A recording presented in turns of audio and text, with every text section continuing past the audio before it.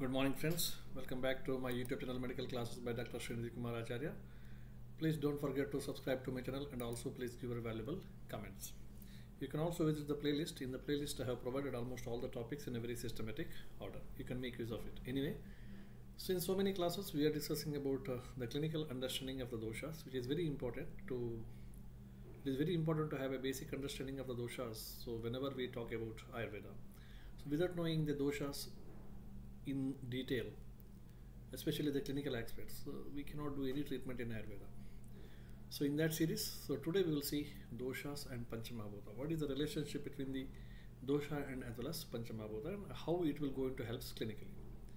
Now when we analyze the relationship between the dosha and the Panchamahabhutas, it is very clear that each and every dosha is made up of certain Mahabhutas. Suppose Vata, so Vata is made up of Vayu and Akasha, Pitta is made up of Agni and Vayu, and Kapha is made up of Prithvi and Jala, etc. So doshas are also evolved from the Panchamahabhutas only. Now Hemadri, the Tikakara, very clearly says that no rogas are ekadoshaja, very important, and all the rogas are sarvadoshaja. This is what he says. All the rogas are sarvadoshaja. So there is no any ekadoshaja rogas. Hence, all the doshas are also produced from the Bhuta Sangata. As the doshas are also produced from the Bhuta Sangata, even the rogas are also having all the three doshas. Okay, this is Bhuta Sangata Twat, what he says. What is the meaning is, there is no dosha Sangata without the Bhuta Sangata. That means dosha Sangata, that means combination of the two doshas, is not possible without the Bhuta Sangata. So Vata is made up of Vayu and Akasha. There is Vayu and Akasha, two Bhutas are combined. And Pitta is made up of Teja and the Vayu, etc. And Kapha is made up of Prithvi and Jala. So there is Bhuta Sangata, and as a result there is also the Dosha Sangata. So this is what actually Hemadri says. Now, next point is dosha identification. How to identify the doshas. Very important aspect. Now, how to identify the doshas? Yes, identification of the dosha is basically functionally, not structurally. Always Ayurveda talks about functional identification of the doshas. Looking at the actions and functions of the doshas, we are saying, yes, this is this dosha. In the body, the function is Ruksha Guna is increased, then I will say that, yes, Vata Guna is increasing. So, doshas will have the Prakrita and as well as Vaikrita Lakshanas. These Prakrita or the Vaikrita state of the dosha will go to produce certain clinical signs and symptoms. Sometimes it may be Snigdha, sometimes it may be Ruksha, sometimes Ushna, etc. So these symptoms are nothing but the expression of the guna of the doshas. Okay. Now another important point is, so when I say the Vata is increasing, why I am telling Vata is increasing? Because the Ruksha guna of the body is increasing. So actually the Ruksha guna is increasing, therefore I am telling that Vata is increased.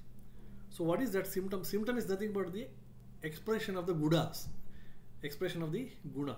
So now guna will, these symptoms are nothing but the expression of the guna of the doshas. Dosha guna, snigdha, manda, sira, whatever, guruvadi gunas. Now guna will never increase or decrease. It is only express. Sometimes it will be more, sometimes it will be less. Okay, so then we will do the treatment for this guna by giving the opposite chikitsa. Like if the Ruksha is increased, then we will go for Snigdha Chikitsa. If the Snigdha is increased, then we will go for Ruksha Chikitsa. Okay. So doshas are showing their symptoms through the gunas. And gunas are the expression of these doshas. Now look at these three important doshas, Vata, Pitta and Kapha. Now, it is not like that the doshas will have their own set of symptoms. Some of the symptoms, some of the gunas, it is not like that all the doshas are having some set of gunas. These gunas are intermixed. See, in Vata, Ruksha Guna is there, Lagu Guna is there, Shita Guna is there, Khara Guna is there, Sukshma is there, Chala Guna is there, and Dharana Guna is also there, according to Charaka. See, when you go for the Pitta, Sneham, Pittam Sasneha, Tikshna, Ushna, Saram, Visram, Lagu, Drava. These gunas are there. And for the Kapha, Snigdha will be there, Shita is there, Guru is there, Manda is there, Shlaksana is there, Mrasnya is there, and also Stira is there. Now, normally what we understand is Vata is exactly opposite to that of the Kapha. Kapha is exactly opposite to that of Vata. But it's not like that. If you see here, Shita Guna is also present in Vata and Shita Guna is also present in Kapha. Isn't it? Lagu Guna is also present in Pitta. Lagu Guna is also present in Vata. Okay. Similarly, so many other gunas, so they are intermixed. Sneha Guna is also present in Kapha. Sneha Guna is also present in Pitta. So this is what we have to understand.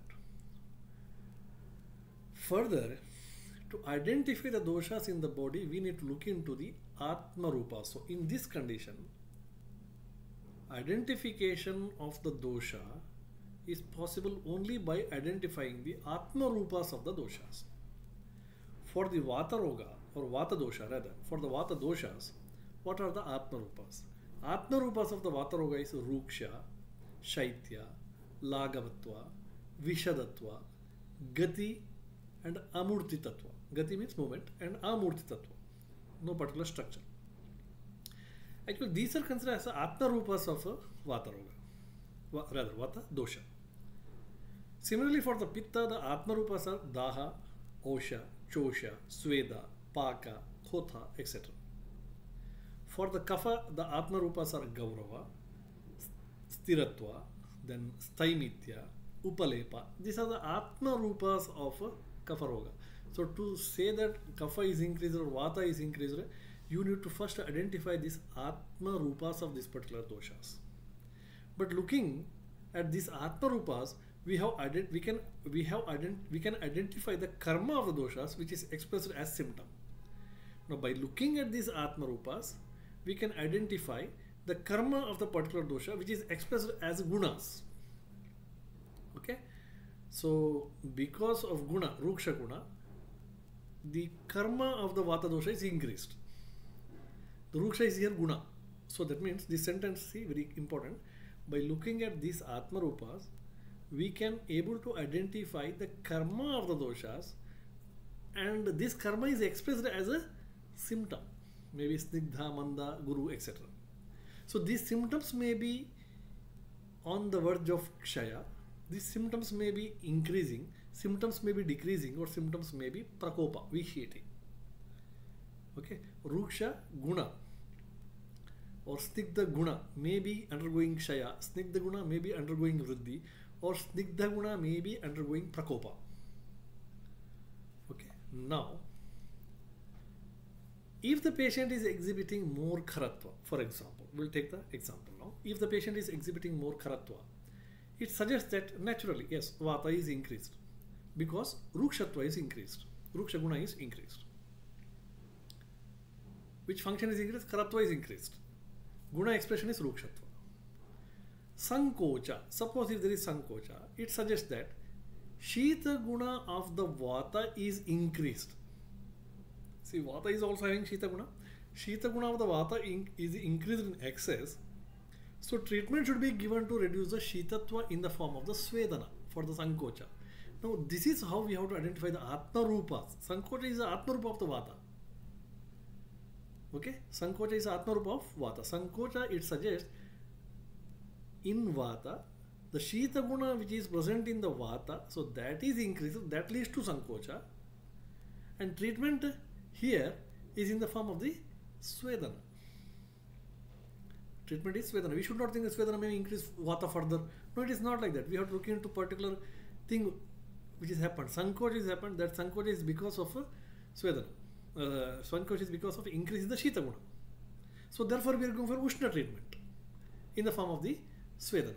And we should not think that that particular Ushna will go into increase the Vata. No, it's not like that. So this is very important. Atma Rupas.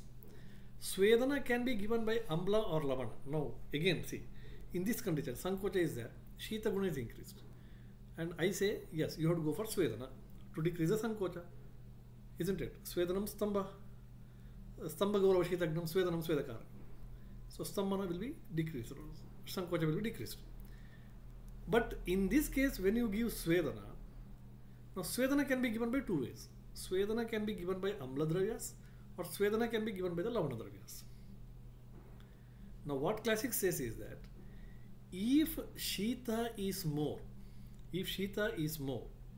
for example in Vata, Shita guna is more, and because of that Shita guna, Sankocha is there, then always Lavana Svedana, okay, Lavana Svedas are indicated, because it is very Ushna compared to Amla. Okay, Lavana is more Ushna compared to Amla, and if the Shita guna which is increased in the form of Sankocha, so if that is medium level, Madhyama Sankocha is there, then instead of going for the Lavana Svedana, you should go for Amla Sveda, Amla Kanji or something like that, Amla Rasa, drugs, etc. And if the Madhyama Sankocha is there, and if you are going for Lavana Sveda, then it may increase the Ushna guna, through the Ushna guna, it may increase Vata. Now, depending upon the situation, you have to select such Svedanas. Svedana given by the Lavana Rasa is always very of top level or very high level of Svedana is induced. Whereas by Amla Rasas or Amla Gunas, it is medium level. Now you have to select which is required. Similarly, Vruddha Doshas will always produce the symptoms. So this very famous sloka, Kshinaha Jahati Swalingam, isn't it? So Vruddha Dosha will always produce the symptom. But Kshina Doshas will never produce any symptoms. Kshina Doshas rarely or never produce any symptoms. Instead, they leave back their original karmas. This is another important aspect. Okay, so when I talk about how to understand doshas, by Kshaya, Vruddhi and Sama. Okay, so Vruddha Doshas will always produce the symptoms. If I say Ruksha Guna is increased, that is Vruddhi of the Vata.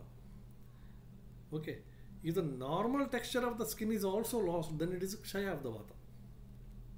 Okay, because Vruddha Doshas will always going to produce the symptoms, whereas Kshina Doshas will not produce any extra symptoms, rather they will leave their normal functions. They will leave back their normal functions. For example, one example is given in case of Vata. Uksaha is the normal function of the Vata. Uksaha, enthusiasm, is the normal function of the Vata, isn't it? When Vata Kshaya occur, okay, Uksaha, it is lost, it may lead to Vishada. So presence of the Vishada should be understood as Vata Kshaya, because the normal function of the Vata, that is Uksaha, enthusiasm, that has been lost, and that leads to Vishadatta. Okay, so while Sama Doshas will regularly involved in their functions, Kshinaha Jati Swalingam, so Samaha Sthiti, that means Sama Doshas will maintain the normalcy. This is another important thing. So that means anything which has happened, it is always because of the Vruddha Doshas. How to identify the Kshina Doshas? Kshina Doshas means, if talking about Pitta, the normal function of the Pitta, Pittam Sasneha, Tikshna Ushnam, if the body Ushnatva is lost, then what it suggests? Pitta Dosha has been decreased. Therefore, its loss is normal function. For example, in case of hypothyroidism, the body is comparatively cold. Okay, why it is? Because Pitta has lost its normal function. There is no T3, T4. Pitta has lost its normal function. Therefore, body is cold. Okay, so if the Pitta is Vruddhi, then body would have been Ushna. That happens in hypothyroidism. So this is how we have to identify. So when there is Vata Kshaya, instead of Uksaha, there will be Vishada. This point I have already cleared. Now, another important is, what is Dosha Kshaya? What do you mean by Dosha Kshaya? Okay, so this part we will see in the next class. Thank you very much. Please don't forget to subscribe to my channel, and also please